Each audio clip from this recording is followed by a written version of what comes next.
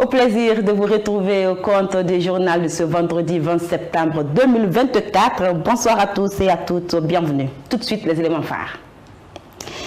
Situation sociopolitique en Guinée, le ministre secrétaire général de la présidence de la République et le ministre porte-parole du gouvernement étaient face à la presse ce vendredi à Conakry. Au cours de ce dîner de presse, le général Amara Kamara et Ousmane Diallo ont passé au scanner l'actualité sociopolitique actuelle du pays. Compte rendu à suivre dans un instant. Bonsoir encore une fois. Le ministre secrétaire général de la présidence de la République et le ministre porte-parole du gouvernement étaient face à la presse ce vendredi à Conakry. Au cours de ce dîner de presse, le général Amara Kamara et Ousmane Diallo ont passé au scanner l'actualité sociopolitique actuelle du pays. Compte rendu Nabi Kamara et Mamadi Sangaré. Le général Amara Kamara et Ousmane Diallo devant la presse nationale et internationale. D'entrée de jeu, le ministre secrétaire général de la présidence de la République est largement revenu sur la question qui fait couler assez d'encre et de salive dans la cité.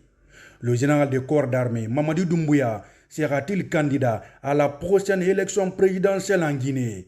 Le général Amara Kamara répond. Et le sujet n'est pas aujourd'hui le problème de la candidature du président Doumbouya. C'est la peur des Guinéens d'avoir peut-être un niveau de gouvernance plus bas que le président Doumbouya. Et tout ce qui a été fait en 3 ans commence à faire de l'ombre à beaucoup. Ça commence à inquiéter. Et ce que les Guinéens souhaitent aujourd'hui, c'est que cette dynamique amorcée soit au moins à la taille ou supérieure à ce que le président Doumbouya fait aujourd'hui. Et si l'éventualité faisait que le président Doumbouya était encore sollicité par les frères partout dans le monde et à l'échelle nationale de poursuivre son travail. Je ne parle pas à son nom, mais personnellement, je pense que s'inscrire dans une dynamique de refondation, de continuité, de progrès et de prospérité telle que c'est aujourd'hui, c'est la dynamique à laquelle moi je m'inscris, à laquelle je pourrais peut-être dire au président Doumbouya, je pense que les objectifs des Guinéens, c'est d'avoir un niveau de gouvernance aussi stable, aussi vertueux, aussi rigoureux que vous le faites aujourd'hui. Ça pourrait être vous, mais il ne faudrait pas que ce soit quelqu'un qui a une carrure moins que vous pour la gestion du pays. Quant au ministre porte-parole du gouvernement, il a dressé un bilan très reluisant des 3 ans de gestion du CNRD dans le domaine de la justice. Sous l'aile d'une justice réparatrice, le chef de l'État a ordonné, et cela a été mis en exécution, les dédommagements, le relogement, le recasement, comme on veut, des victimes de déguerpissements violents de Kapororaï. Nous avons suivi toute l'émotion des personnes qui bénéficiaient de cette attention de notre pays. Tout ceci concourt à faire de la justice et de l'équité sociale des instruments d'une bonne gouvernance qui sort de la théorie pour le bien de tous. Et nous espérons que cela va contribuer à renforcer le vivre ensemble. Et puis des réformes publiques ont été engagées.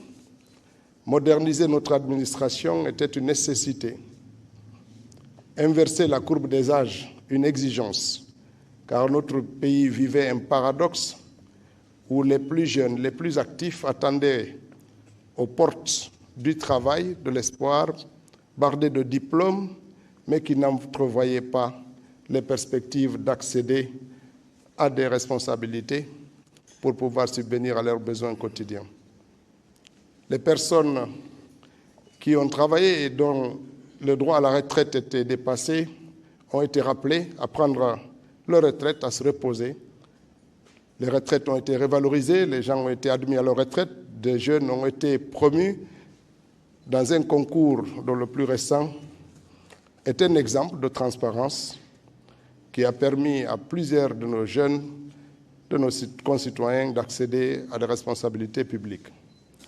Devant les hommes des médias, Ousmane Diallo a également vanté les grandes prouesses réalisées par le CNRD et de son président dans les domaines de la santé, de l'économie, de l'agriculture, de l'énergie, mais aussi des infrastructures.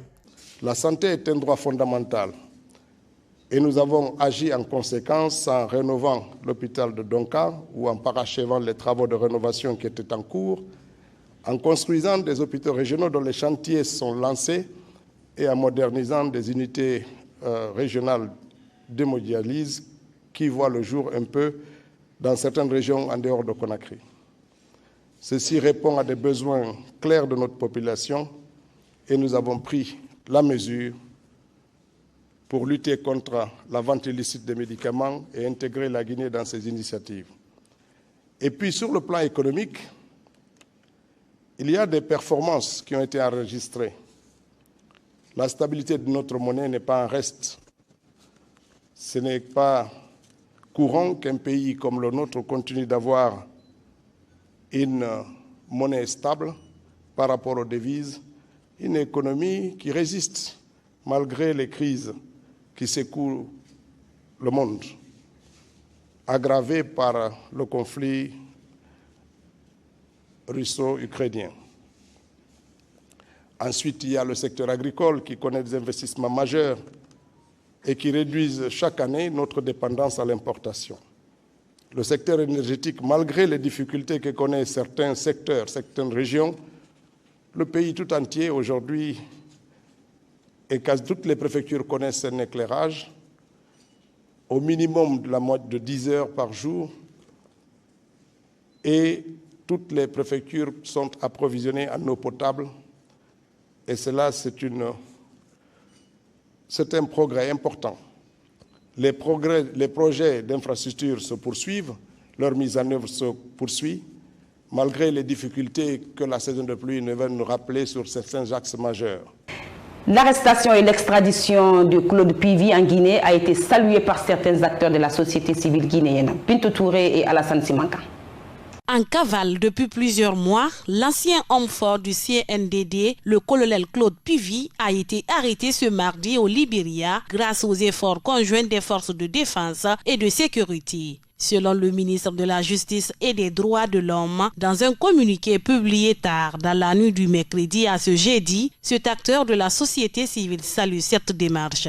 C'est une arrestation qui vient à point nommé montrer les nombreux efforts du gouvernement dans la perspective de doter notre pays d'une meilleure justice.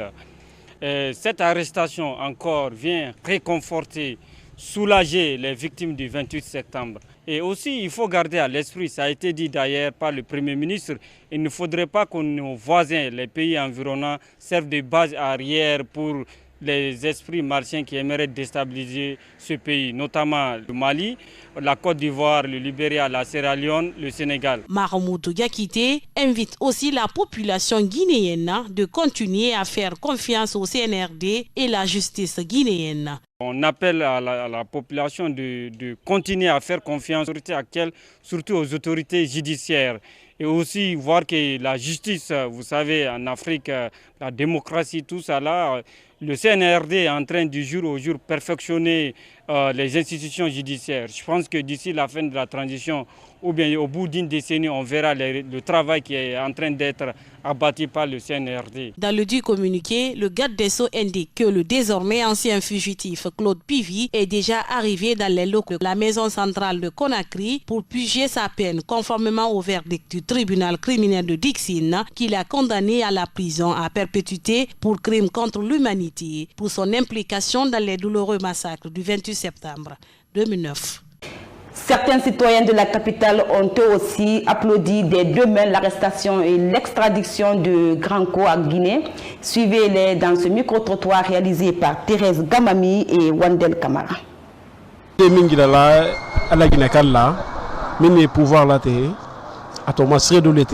que moi je peux dire aux Guinéens, c'est tous ceux qui sont au pouvoir, c'est de se référer un peu de ce qui vient de se passer. La vie n'est rien, tout change. C'est le cas de Pivi qui était hier intouchable. Et le voir aujourd'hui en train d'être descendu de force dans la voiture, tu sauras vraiment que tout change dans cette vie. Donc allons-y doucement. Pour moi, le fait qu'ils ont arrêté Pivi, c'est une très bonne chose. Parce que quand quelqu'un commet des crimes, comme les événements du 28 septembre, il faut le juger comme il le faut. Quand il tente de s'échapper, il faut l'arrêter. C'est normal.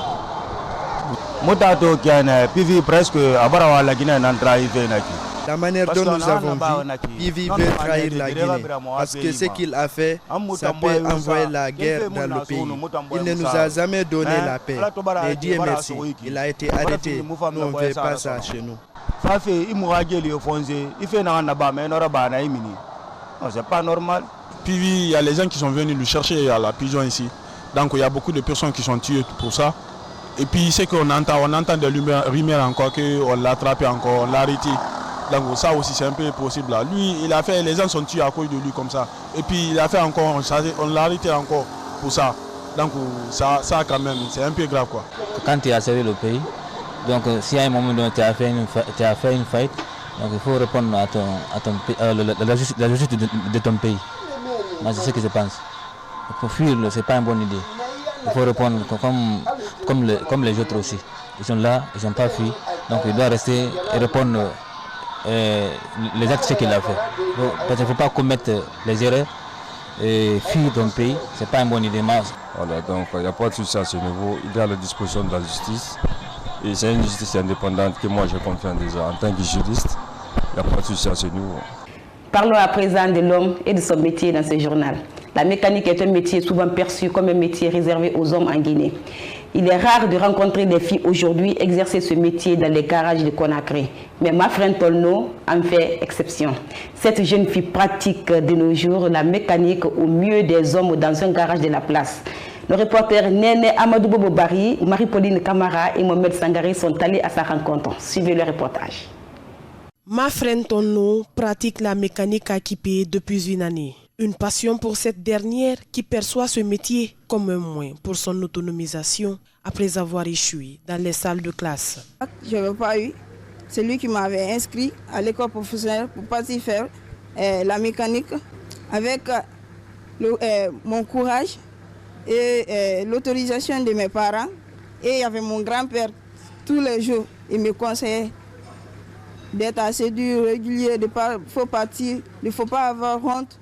La mécanique est beaucoup plus pratiquée par les hommes en Guinée. Pour une jeune fille, faire ce métier, c'est d'affronter aussi des difficultés, confirme Mafren Tolno.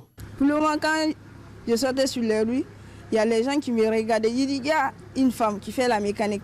Donc, ce n'était pas facile. Il y a d'autres même qui me disaient que c'est ça là, ce n'est pas un métier d'une femme, que c'est pour les hommes. Mais toujours, je leur répondais que si une femme veut, il peut le faire. Avec des amis, ce n'est pas facile.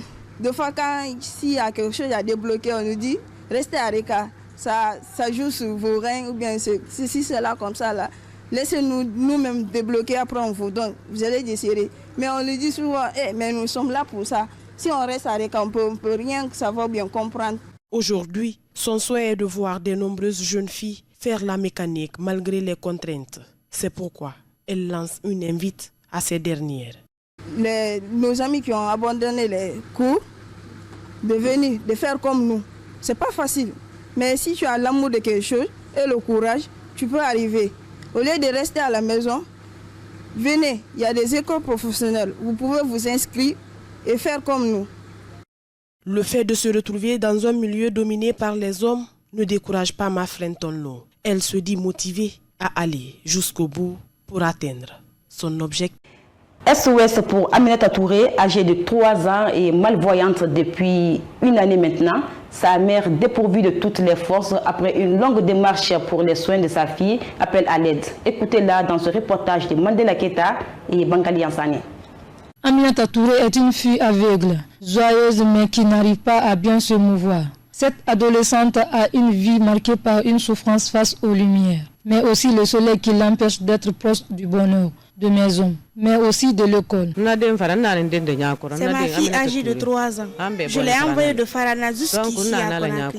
Elle a eu cette maladie depuis le 3e mois après sa naissance. Jusque-là, rien. Confrontée à une situation économique très précaire, sa famille peine à se trouver une somme pour son intervention chirurgicale afin de restaurer sa vue. Après plusieurs consultations à l'hôpital régional de Farana et CHI de Donka, les médecins ont confirmé qu'une intervention chirurgicale pourrait permettre à cette innocente de reprendre sa vue, mais dans une évacuation possible selon sa mère. J'ai pas d'argent et son père non plus. Donc s'il vous plaît, aidez-nous à cause de Dieu pour qu'elle retrouve sa vue. On ne peut pas la soigner ici en Guinée, sauf si on l'évacue. L'appel à l'aide est donc lancé à tous ceux qui peuvent contribuer à offrir à Aminata Touré une chance de vivre une enfance heureuse et épanouie. Vos dons, peu qu'ils soient, peuvent sauver cette fille qui se trouve dans ce moment triste de sa vie. À tous et à toutes, merci de l'avoir suivi. Retenez bien ceci, si vous sous-estimez ce que vous faites, le monde sous-estimera ce que vous êtes. Alors faites-vous confiance. Excellent début de week-end à vous en compagnie des programmes de la plus réaliste des télé Évasion TV. Au revoir.